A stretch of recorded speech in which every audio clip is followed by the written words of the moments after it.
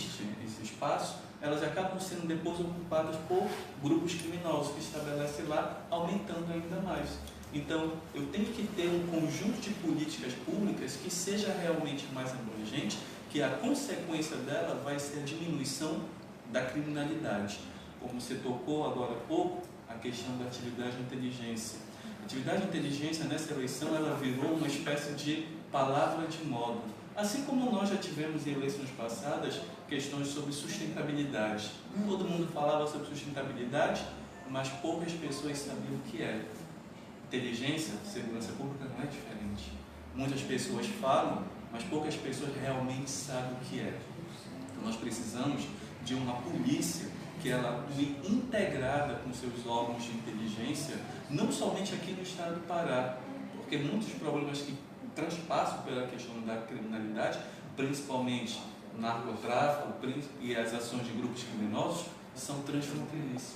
Fronteiras internacionais, mas também fronteiras internas. E aí eu tenho que conversar com os outros futuros governadores, principalmente da nossa área amazônica, para criar um sistema que seja realmente amazônico de inteligência. Que esteja relacionado com a nossa região, com a nossa regionalidade.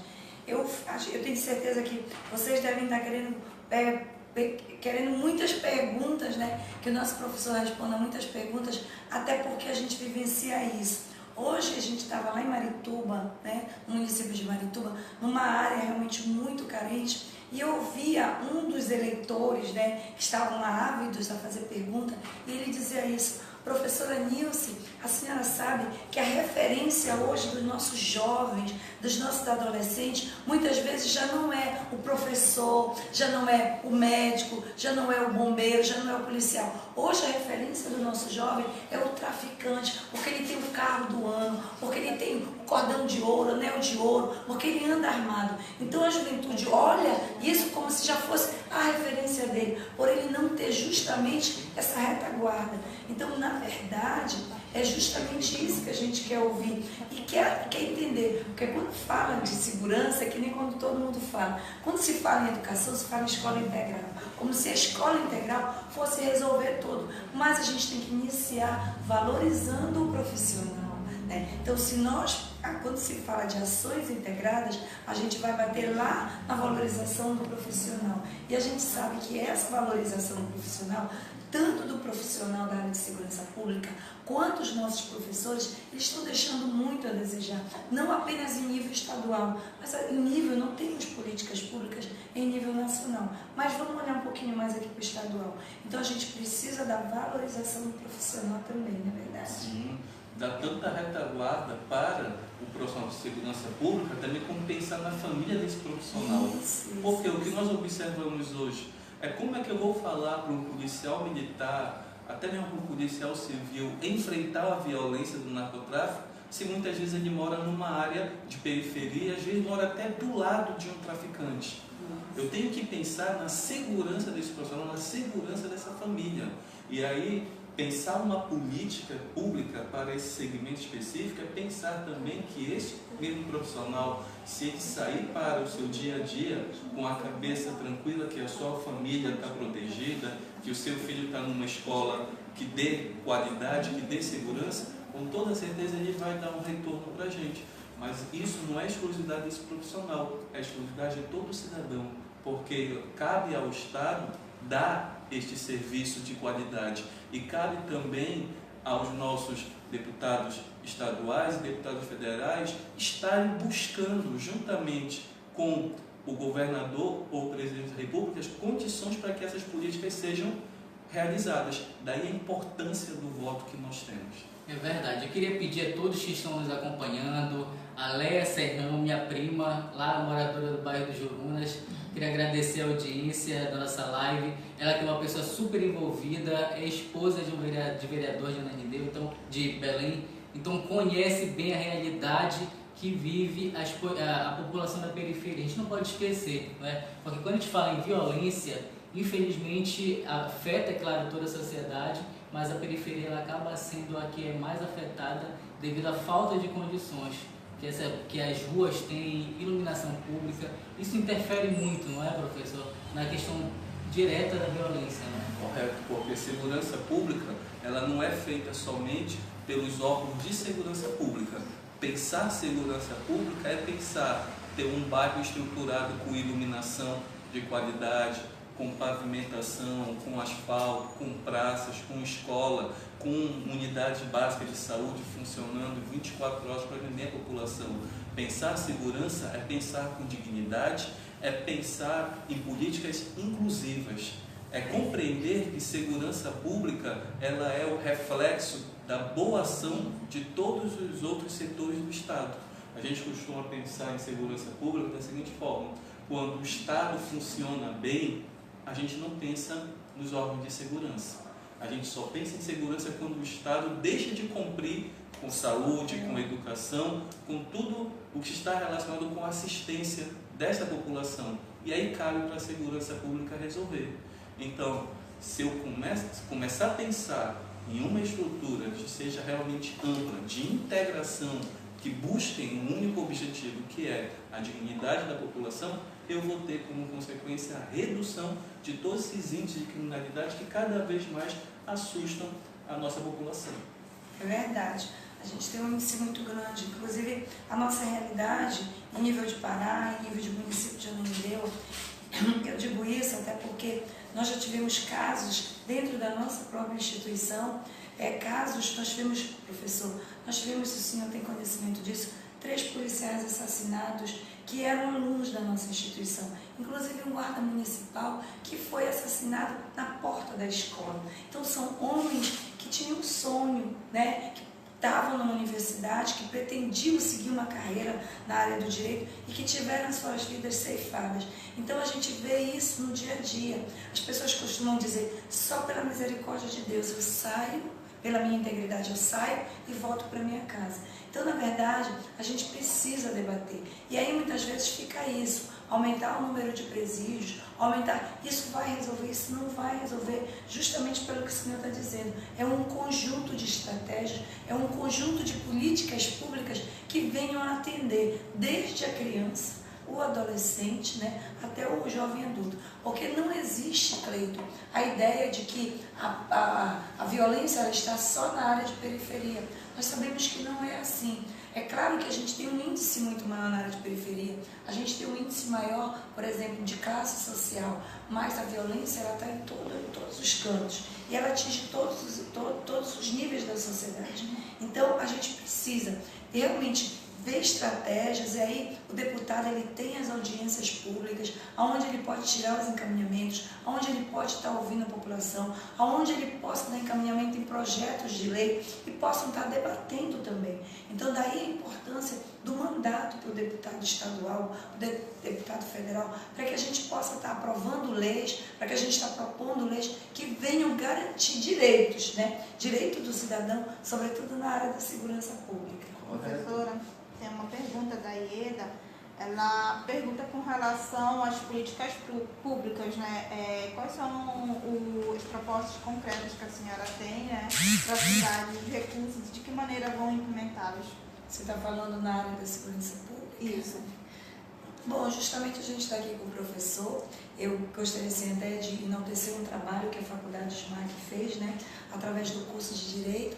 Vocês fizeram uma reunião, né, um grande encontro da polícia, colocando a Polícia Civil, né, a Polícia Civil, a Polícia Militar, Corpo de Bombeiro, um grande número, onde foi debatido justamente também com a população, e vocês debateram quais seriam as demandas para que a gente pudesse gerar políticas públicas para o Estado do Pará. E nesse grande documento foi feito um documento para ser entregue aos nossos próximos governantes. Então nós entendemos, como o próprio professor já disse, que as políticas públicas elas têm que também estar sendo preventivas.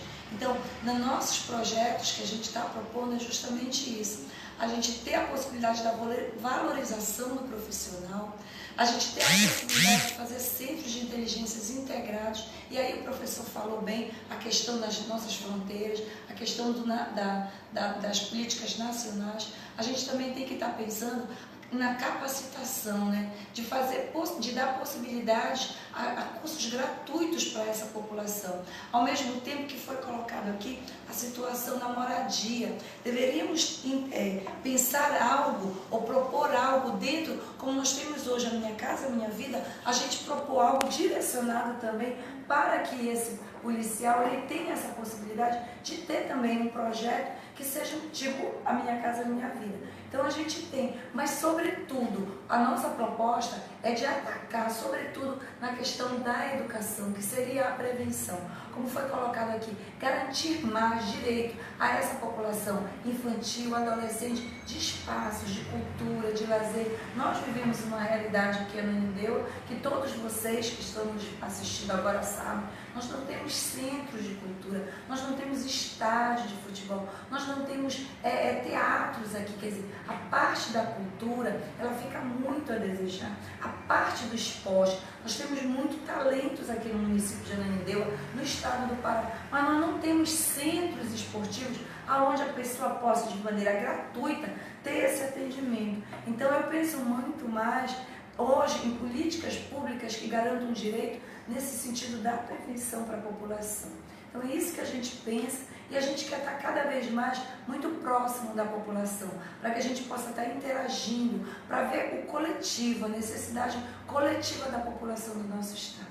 Outra pergunta é da Ana, ela quer saber quais são as propostas para o esporte. Ela não participou da live que teve na semana passada e ela quer saber quais são. Ana, né? Ana. Bom, Ana, justamente isso, né? A gente tem pela própria experiência de vida, né? Experiência profissional, tanto na área da educação, que é uma referência, a Escola Madre Celeste, a SMAC, você sabe disso, que acompanha também, sabe que no estado do Pará a gente tem uma referência, porque a gente valoriza a questão do esporte, sobretudo projeto social. Nós temos a história do Pikachu, que ele foi oriundo de um projeto social e que ele desponta hoje nacionalmente. Então, justamente isso, é oportunizar a nossa juventude. Às vezes são coisas muito pequenas, não são tão coisas grandiosas, mas infelizmente o poder público não investe justamente na área esportiva. Então a gente vai sim propor e garantir direito nessa hora a valorização dos nossos atletas, oportunizar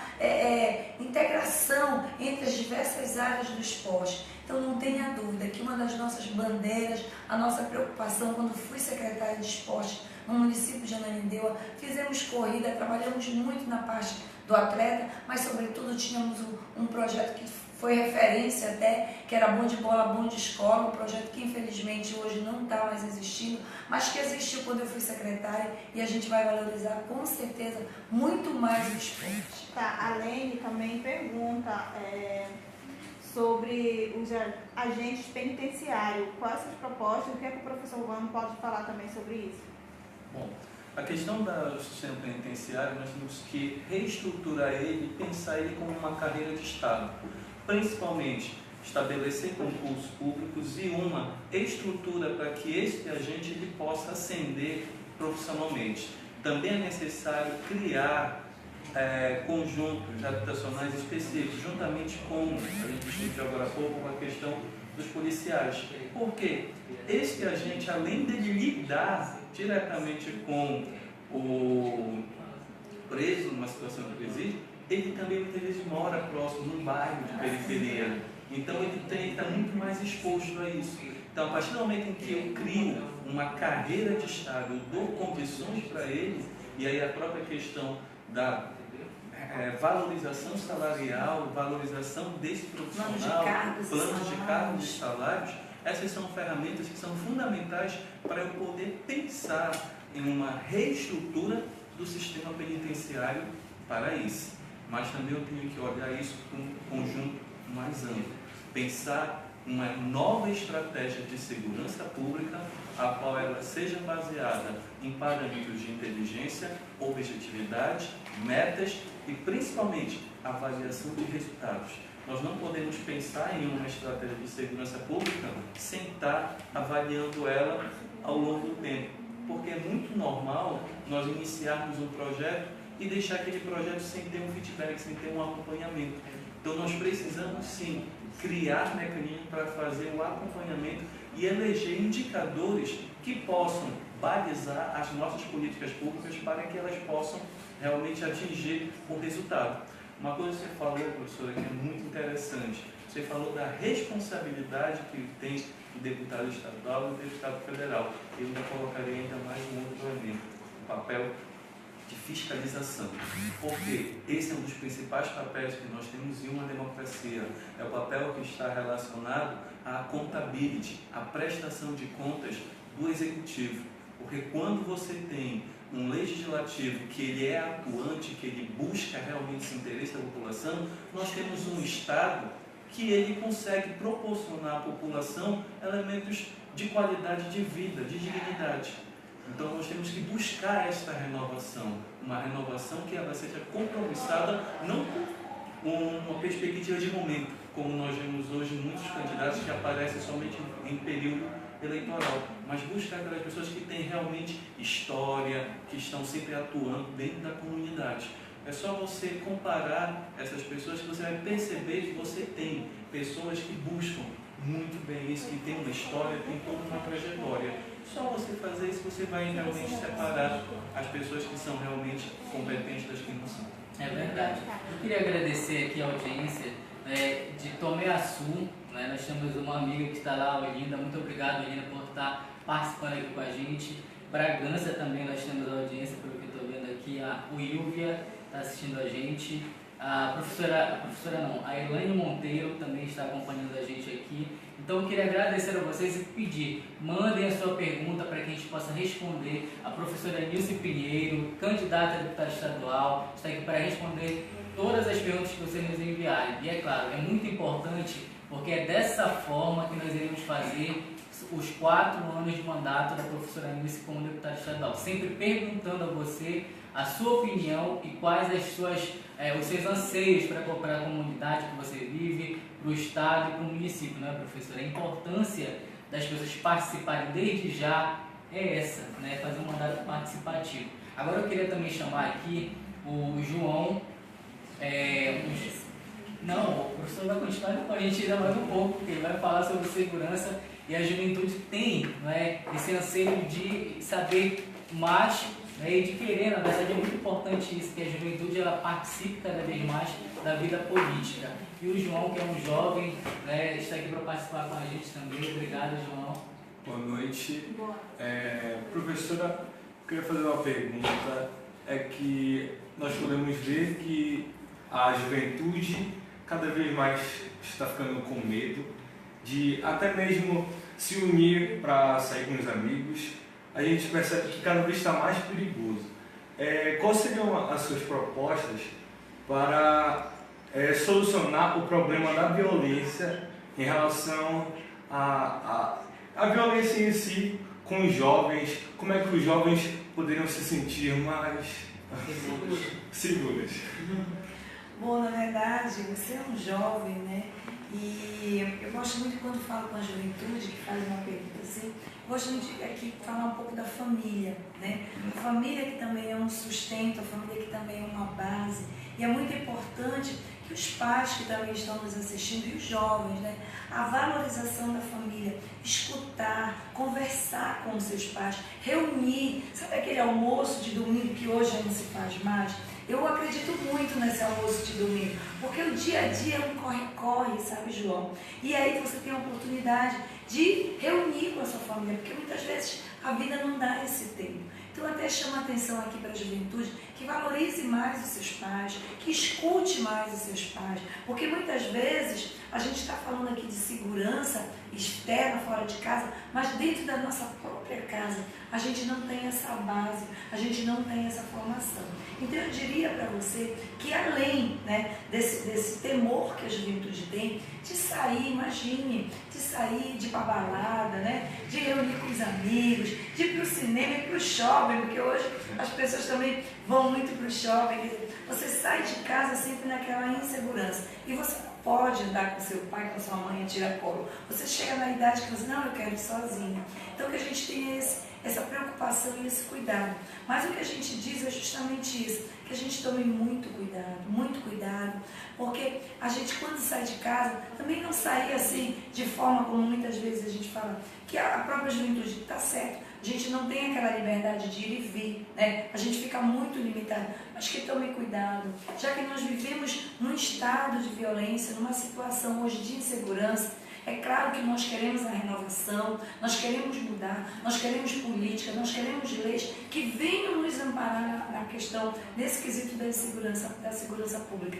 Mas, sobretudo, que os jovens tenham essa cautela, né? Que tenham aquele horário de sair, horário de voltar, que deem a justificativa aos seus pais. Porque hoje, quando não tem essa relação, a insegurança ela se torna maior. A criança, o jovem, fica muito mais amedrontado. Então eu peço aqui que a gente também pense muito nessa questão de fazer a prevenção, mas sobretudo fazer esse elo de ligação, escutar os pais, sabe, Ju? Isso é muito importante. Professor, e o senhor pode também dar uma orientação, porque acredito que esse papel do Estado, não é, sobre a segurança pública, né? Então ele é muito importante, porque como o João falou, tem medo de sair, eu também tenho. Agora imagina a pessoa em casa que está querendo nesse exato momento agora chegar em casa do trabalho, às vezes tem que pegar um mototáxi correndo para chegar em casa e chegar em segurança ainda, não é? Correto. Quando a gente fala a educação, ela é o maior patrimônio de qualquer sociedade, de qualquer estado.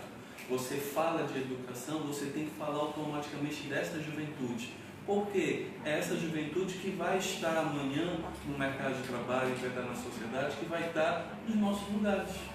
Então nós temos que olhar para essa juventude e dar para ela a condição.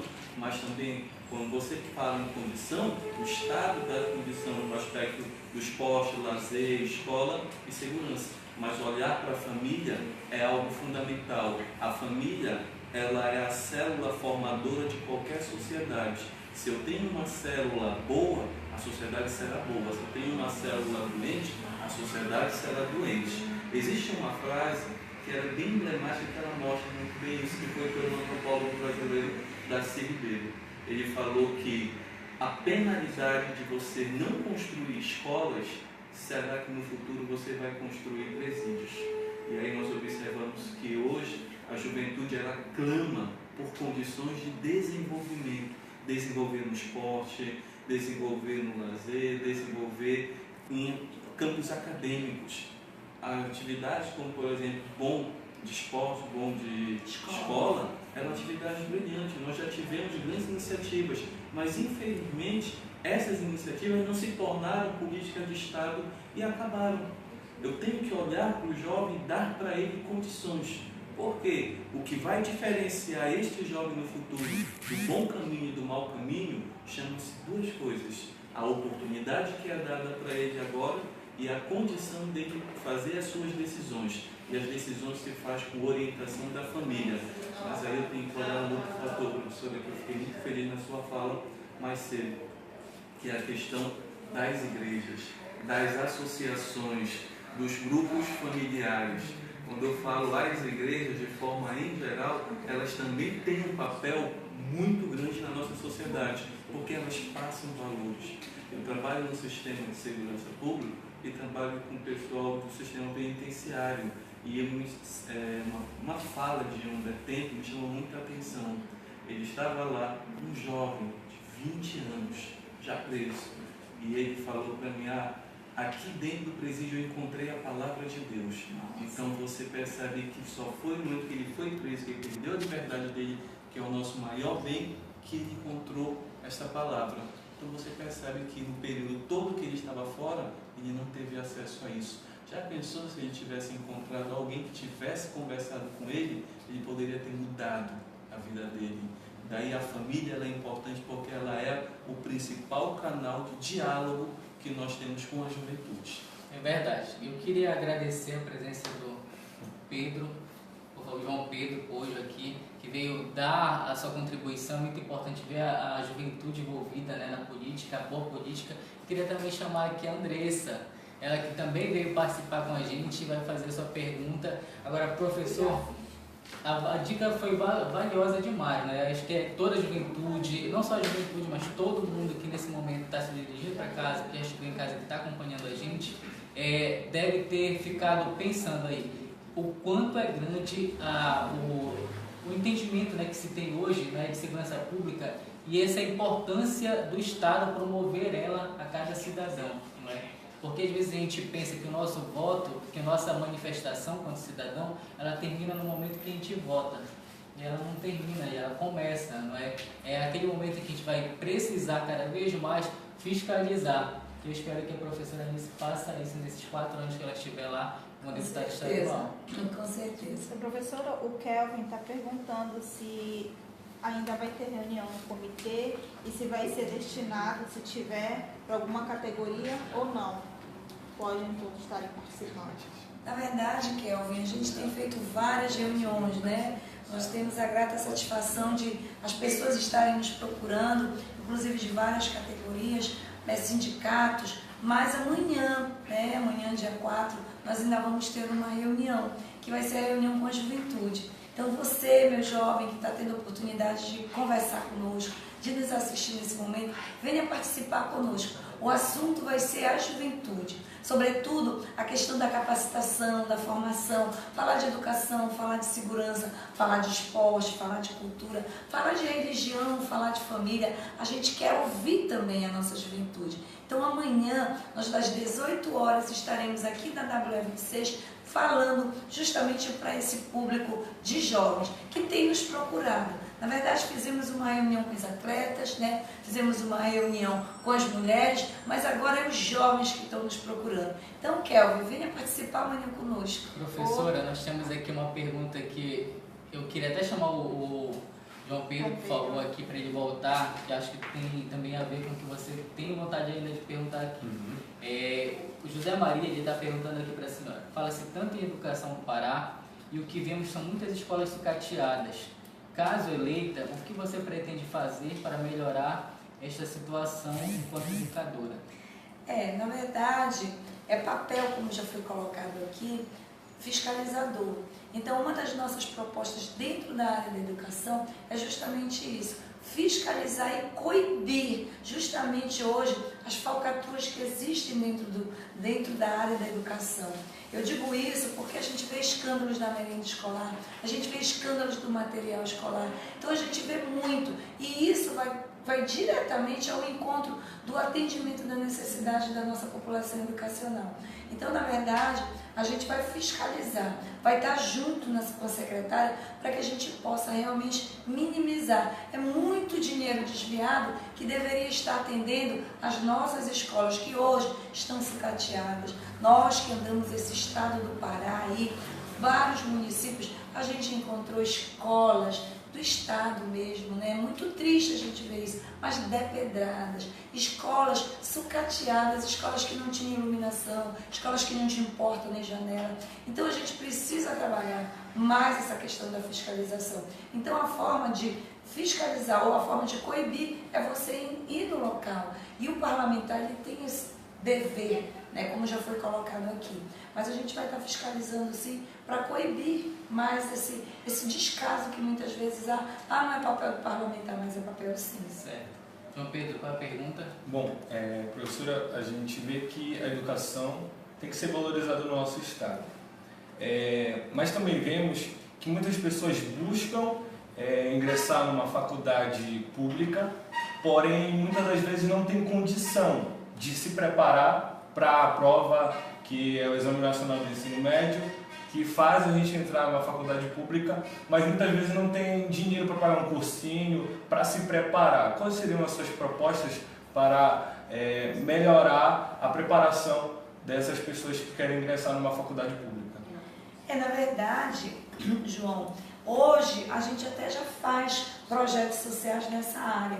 De aulão do Enem, atividade a gente consegue sensibilizar, muitos professores abraçam essa causa, a gente abre a nossa instituição para fazer isso, esse preparatório, justamente para esse jovem que não tem a oportunidade de pagar um cursinho pré-vestibular. Mas nós temos sim propostas de buscar no governo do estado políticas públicas que venham exatamente a esse encontro, para que a gente tenha cursos técnicos, cursos profissionalizantes, cursos preparatórios gratuitos. Eu cito aqui até um exemplo, aqui no município de Ananindeua mesmo, nós tivemos ainda no governo, quando o Helder foi prefeito de Ananindeua, nós iniciamos aqui o cursinho pré-vestibular. Eu acredito que foi o primeiro cursinho no estado do Pará, cursinho pré-vestibular foi aqui em Ananindeua, né? Que foi um trabalho iniciado na gestão do prefeito Helder, para atender justamente essa demanda. Mas a gente sabe que um cursinho para uma demanda imensa, porque a demanda é muito grande.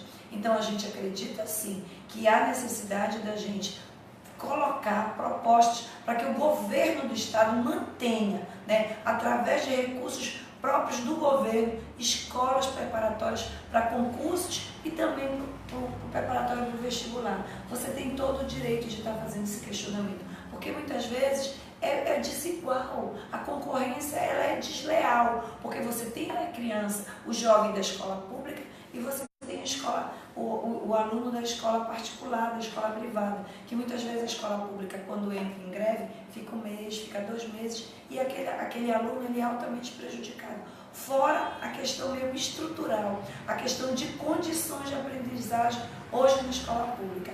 Eu sou oriunda de escola pública, eu estudei no Colégio Parque de Carvalho quando era uma referência no estado todo. Então a gente vai sim estar fiscalizando e propondo melhoria na qualidade das nossas escolas. Certo. Nós temos aqui mais uma pergunta do Kim, que ele quer saber qual é a sua proposta. Gostaria de saber quais serão os seus projetos sociais e investimentos para a comunidade das hortas do Curuçambá e das ilhas de Ananindeua, pois ambos são esquecidos e carentes de projetos.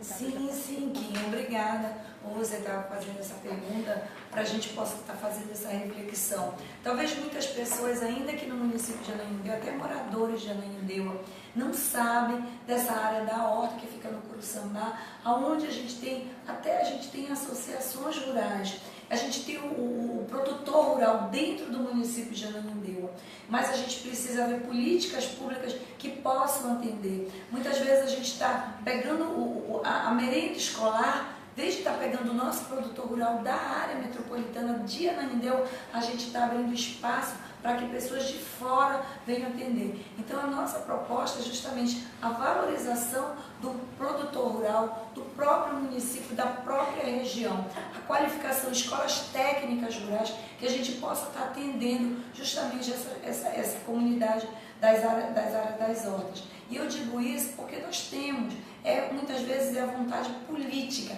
para que a gente possa estar em articulação hoje com a própria FAEPA, né, que é a Federação dos Agricultores do Estado do Pará, através de políticas do Senar, que também é um órgão que dá os cursos para o nosso pequeno agricultor. Mas eu penso que, sobretudo, é o escoamento dessa produção, que muitas vezes não é valorizada. Então, eu não tenho dúvida, a gente precisa valorizar muito mais o produtor rural aqui da área metropolitana. Professora, nós estamos falando agora sobre uma questão muito importante que a senhora levantou até há pouco e que eu também iniciei falando. Muitas vezes a gente fala do papel de fiscalizador do candidato, do deputado eleito, não é? A participação popular hoje em dia ela é muito pouca, não é? Nós não vemos as entidades mais fiscalizadoras como nós tínhamos antes atuando, não é? Isso talvez tenha até feito com que o político, né, aquele que infelizmente usa da má fé, ele acaba fazendo os desvios, até as pessoas que trabalham nos órgãos acabam se desvirtuando porque não tem fiscalização, né? Infelizmente, isso é uma cultura que deve ser abolida, né, professor? O senhor que é cientista político, eu queria que o senhor falasse um pouquinho, né, sobre o nosso eleitorado hoje, né, para que ele tenha mais consciência, tanto ao eleger o seu candidato, quanto também cobrar dele, porque é um papel muito importante que o eleitor precisa exercer, principalmente agora quando se fala tanto em corrupção no nosso país, não é? Correto. Por quê? Democracia, gente, não é somente o voto. A democracia, você tem que exercer essa democracia, a sua cidadania durante todo o ano, durante todo o mandato do seu deputado estadual, do seu vereador, do governador, seja qual for o cargo. nós somos responsáveis pelo nosso voto, e esta responsabilidade ela vai além daquele momento dos 3, 4 minutos lá na urna. Ela é uma responsabilidade fundamental, porque ela passa, a partir do momento que você está delegando poder, você está delegando autoridade para aquela pessoa lhe representar. Então, a partir do momento que você delega esse poder, você pode chegar com ela, você pode organizar dentro da sua comunidade um grupo que seja realmente atuante, um grupo que vá lá, agende reuniões com o seu representante, busque respostas, busque soluções para os seus problemas. Quando você comentou agora sobre a questão do nosso cinturão verde, o cinturão que abastece a nossa cidade, esses municípios que estão em nossa volta, que realmente cuidam muito mais de produzir o que é consumido nas nossas feiras, eles sofrem muito com a questão do escoamento. Então, uma comunidade dessa, ela marca uma reunião com a nossa vereadora vai chegar lá, a nossa deputada estadual vai chegar lá e vai dizer: vamos trabalhar para ter uma melhor via de escoamento, que é o que essa comunidade necessita. Vamos buscar também escolas, vamos buscar, você falou, escolas técnicas para aquelas associações, porque aquela família, ela merece também ter que seu filho busque uma qualidade de vida, busque evoluir. Então, a organização, ela é fundamental nesse ponto. Nós temos que entender que uma minoria organizada, ela é muito mais forte do que uma maioria desorganizada. Um povo que consegue se organizar em termos de estruturas de base, e aquela comunidade, o centro comunitário, tem um poder de articulação muito maior. Então, nesse momento, que é um momento que nós estamos passando de crise política, de corrupção, a população ela tem que se empoderar do seu papel, que é fiscalizar, ir ao seu candidato e falar: eu vou votar na senhora, mas eu quero acompanhar o seu mandato, eu quero estar junto com você, eu quero que você venha na nossa comunidade para discutir com a gente as nossas necessidades. Meu pai costuma falar uma coisa que é muito certa: ninguém sabe o que o mundo quer, então a comunidade tem que falar. É verdade. Eu queria que a Rita falasse o nome de algumas pessoas que estão acompanhando aqui pelo Instagram, por favor. É o Rubenildo, que é a pessoa que fez o jingle da sua campanha. Ele pede para a senhora dar uma boa noite para a área da cultura.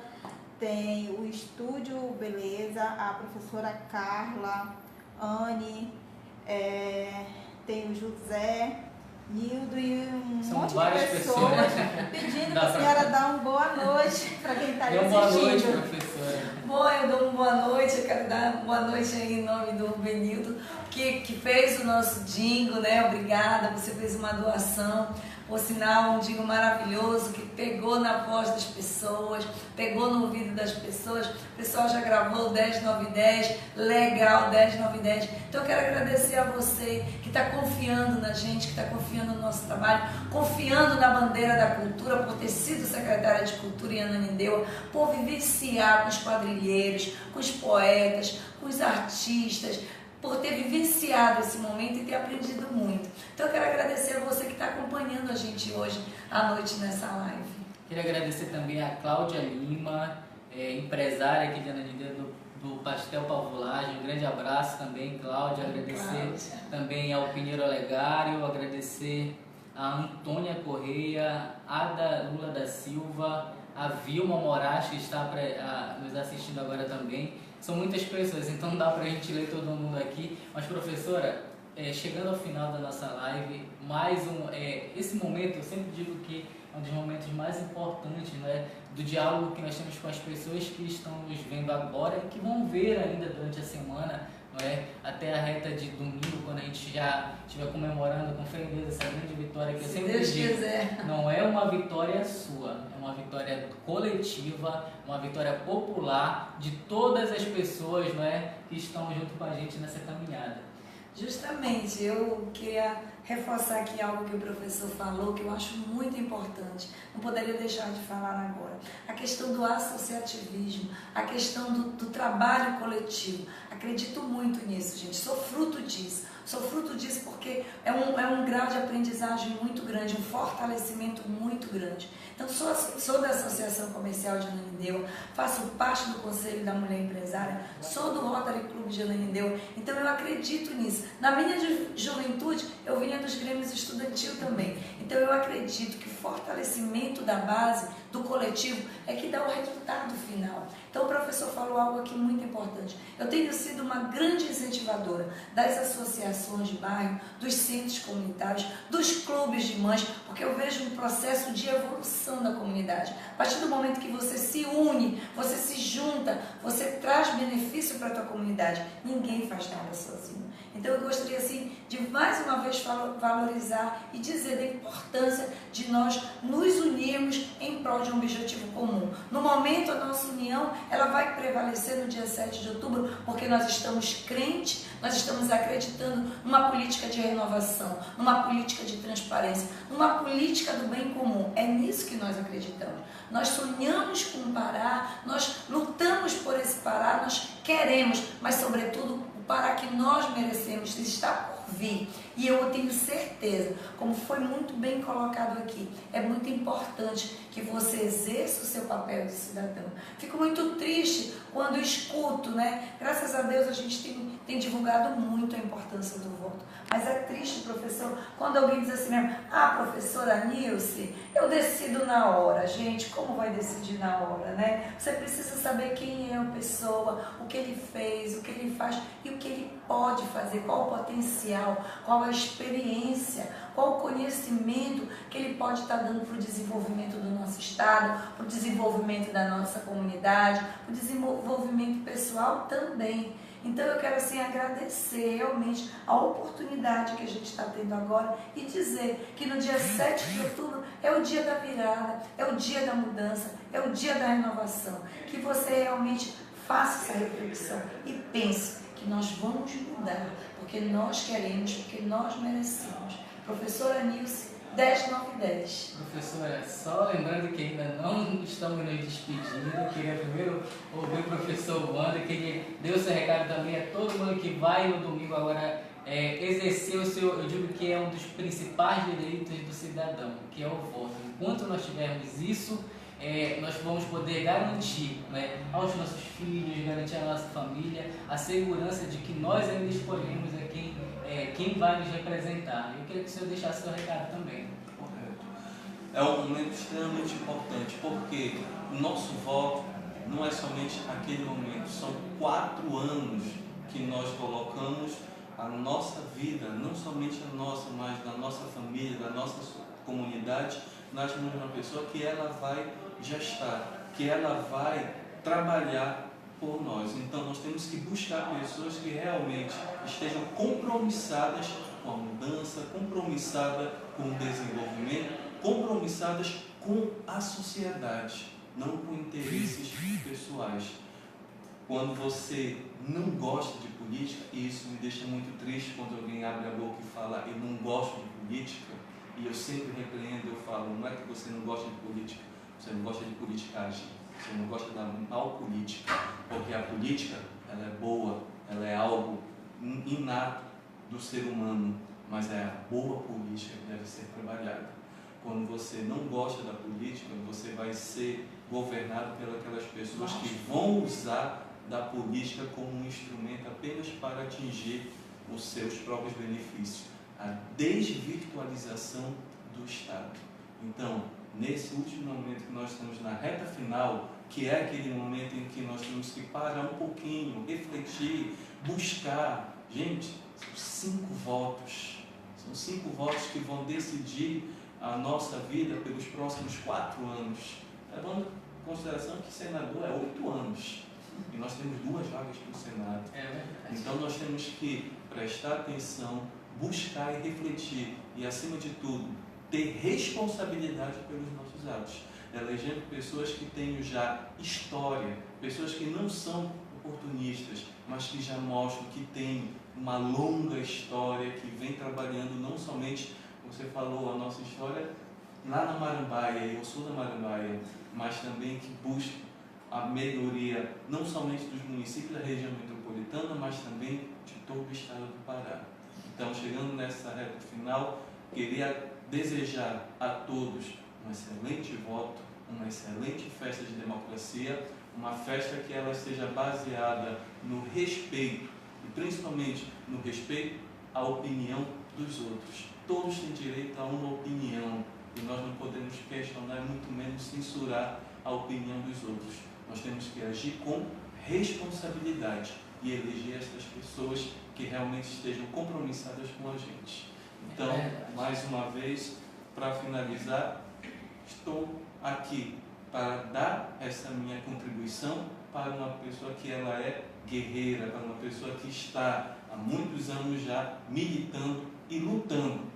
E não é uma pessoa que vem apenas nesse momento de eleição. É uma pessoa, se for buscar a história dela, mesmo sem mandato, já estava trabalhando há muitos anos para o bem dessa população. Obrigada.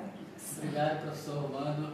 Eu queria dizer, talvez a gente ainda tenha outra live antes. Eu acho que sim. Eu acho que sim, né? Porque nós temos que conversar com você cada vez mais, para que você que ainda está indeciso, né? Para que você tome essa decisão firme e eleja pessoas que realmente têm compromisso com a sociedade. Eu sou Cleiton Maciel, tenho 38 anos, trabalho já há cerca de...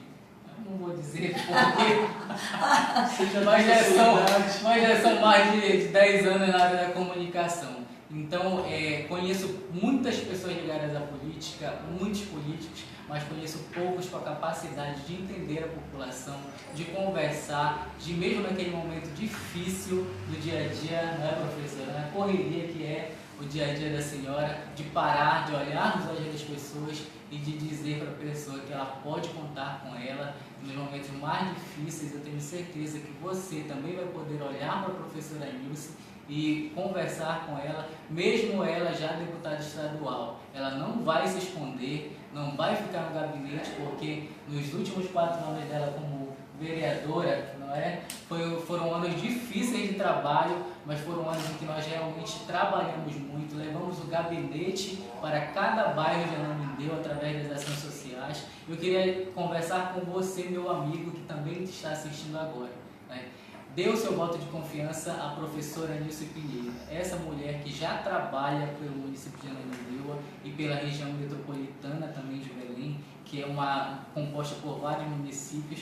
Eu digo a você, infelizmente nós vivemos um momento difícil de escolher um candidato, mas quando você pesquisar, quando você realmente conhecer essa mulher guerreira que luta pelo direito das mulheres, que tem projetos sociais voltados para o idoso, para a mulher, para a criança, que é fundamental ter educação de qualidade para que eles possam ser verdadeiros cidadãos e ter as suas profissões garantidas, essa mulher aqui é a professora Nilce. Então, dê o seu voto de confiança. Aí agora sim, professora, pode dar o seu recado final, mas nós vamos voltar aí nessa semana para dar um recado para você. Eu quero dar sim um recado para quem está nos ouvindo, nos vendo nesse momento, sobretudo as mulheres, né? A gente está no corre-corre, né? Está nos 15 minutos do segundo tempo, a gente não sabe nem se vai ter oportunidade novamente de estar falando com você, ainda como candidata, né? Vamos falar depois como já deputada, se Deus Amém. Quiser, eu creio nisso. Mas eu quero pedir para você, mulher que está me ouvindo agora, que está me vendo, que está me dialogando comigo, que você, né, que somos 52% da população, e nós vemos que nós somos a maioria no parlamento, né? A gente escuta muito, sabe, professor, falar da desigualdade social, da desigualdade de direito das mulheres. Essa desigualdade de direito das mulheres, ela começa no parlamento, aonde nós somos menos de 10%. Então eu queria pedir para você, você mulher determinada, você que é mãe de família, você que é uma estudante universitária, você que é uma jovem que tem sonhos, que quer realmente crescer. Então eu quero pedir para você uma oportunidade. Dizem isso, porque mulher não gosta de política, o senhor já falou bem aí, mulher gosta de política sim, porque a mulher é ela que está no centro comunitário, ela que está coordenando a campanha dos camaradas aí.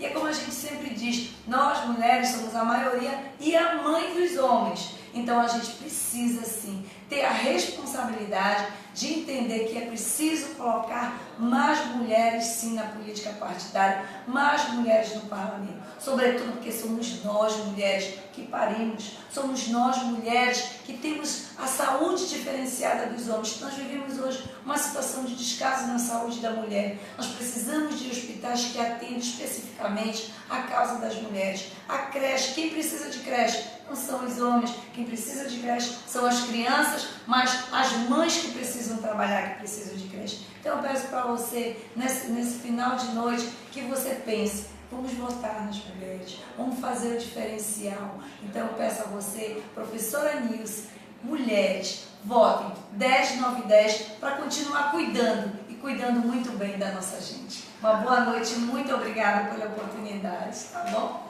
É isso aí, tchau e até a nossa próxima live com a professora Nilce.